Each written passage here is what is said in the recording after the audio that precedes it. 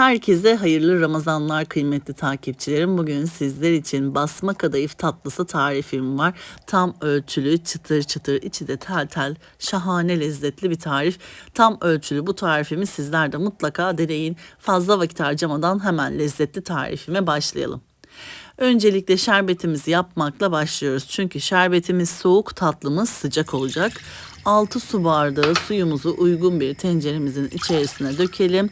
5 su bardağı toz şekerimizi ekleyelim. 1 yemek kaşığı limon suyu ekleyelim veya onun yerine bir ince dilim limon ekleyebilirsiniz. Malzemelerimizi ekledikten sonra şerbetimizi kaynatalım.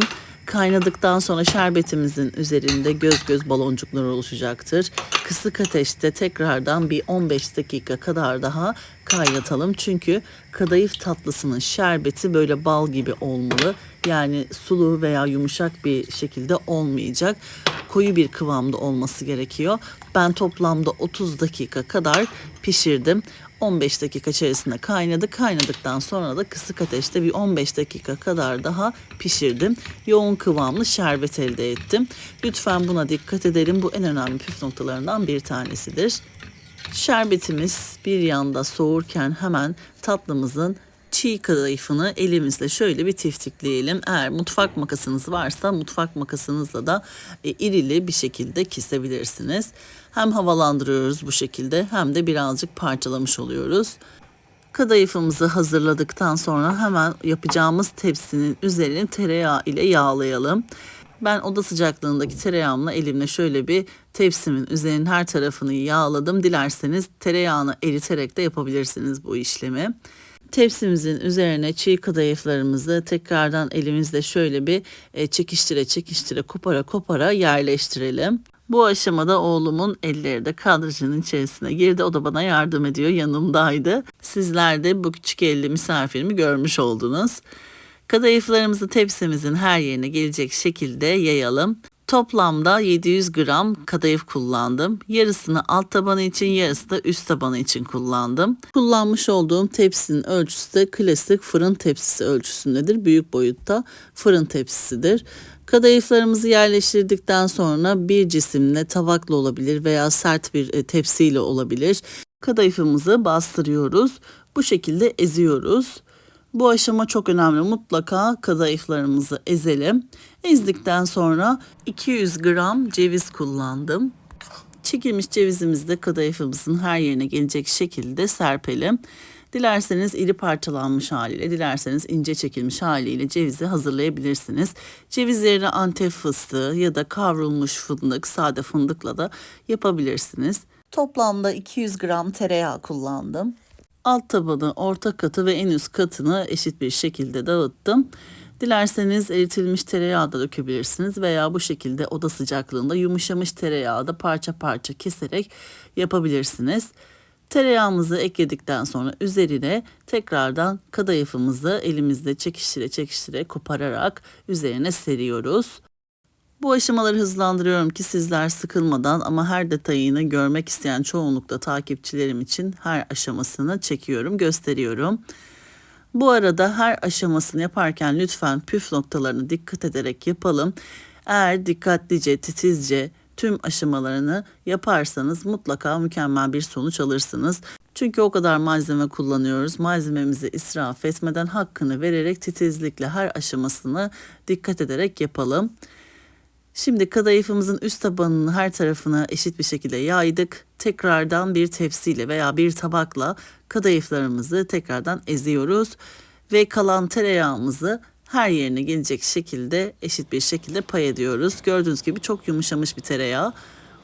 Üst kısmına da dilerseniz eritilmiş haliyle de tereyağınızı dökebilirsiniz. Şimdi tatlımızı alt üst fırın ayarında 170 derecelik fırın ayarında ağır ağır pişirelim. Ben tam 40 dakikada pişirdim. Altı ve üzeri çok güzel kızarmıştı. Üzerini lütfen kontrol edelim. Eğer tatlınızın üzeri hafif kızarmışsa bir 5 dakika kadar daha fırında tutabilirsiniz. En fazla 45 dakika pişiriyoruz. 40 dakikanın sonrasında kontrol edelim. Tatlımızı fırından çıkarıyoruz, ters yüz ediyoruz. Yani ön kısmını, arka kısmını başka bir tepsiye çeviriyoruz. Sert olan alt tabanı üst katında olacak şekilde tatlımızı sunum edeceğiz. Eğer tatlınızı fırından çıkardıktan sonra üzeri bu renkte kızarmamışsa tekrardan fırına verip kızartabilirsiniz.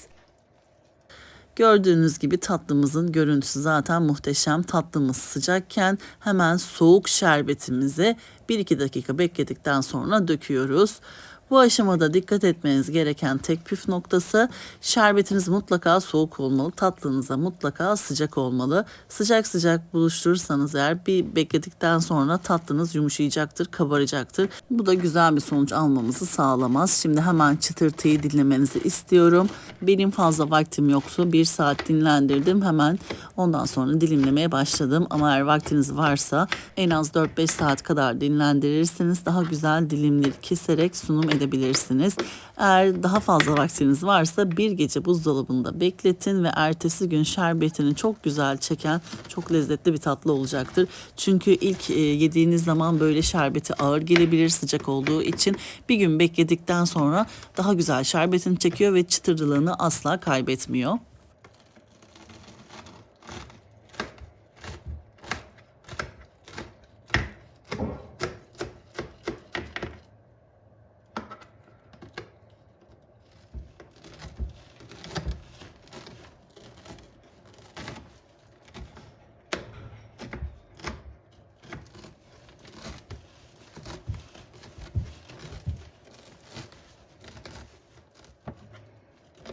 Tatlımızın çıtırlığını duydunuz. Üzeri çıtır çıtır, içerisi de tel tel kadayıfın ayrılan muhteşem lezzetli bir tatlı oldu. Bu tarifin üzerine başka bir tarif aramayın.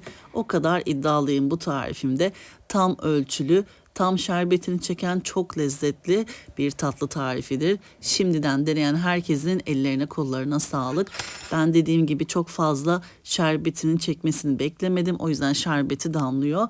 Ama sizler mutlaka en az 4 saat kadar şerbetin çekmesini bekleyiniz. Sizler yakından tatlımızın kıvamını izlerken ben de sizler için küçük bir hatırlatmada bulunmak istiyorum. YouTube Tatlı Sanatı kanalıma henüz abone olmadıysanız YouTube kanalıma abone olmayı, paylaştığım videolarıma beğeni bırakmayı lütfen unutmayınız. Gün aşırı yepyeni tariflerimi kanalımda sizler için paylaşıyorum. Anında haberdar olabilmek için bildirim zilini lütfen açınız. Böylelikle yepyeni tariflerimi ilk siz görmüş olacaksınız. Bu tarifimi ve videomu beğendiyseniz eğer sevdiklerinizle paylaşarak bana destek olabilirsiniz. Beni hangi şehirden veya ülkelerden takip ediyorsanız yorum kısmına yazabilirsiniz. Hepinizin mesajlarına dönüş sağlıyorum. Gerçekten çok merak ediyorum beni nerelerden takip ettiğinizi. Tarifimi denedikten sonra yorum kısmına düşüncelerinizi yazarsanız henüz bu tarifimi denememiş olan kıymetli takipçilerime fikir olmuş olacaktır. Şimdiden tüm destekleriniz için çok teşekkür ediyorum. Bir sonraki yepyeni tarifimde tekrardan sizlerle görüşmek üzere. O zamana kadar kendinize çok iyi bakın. Hoşça kalın.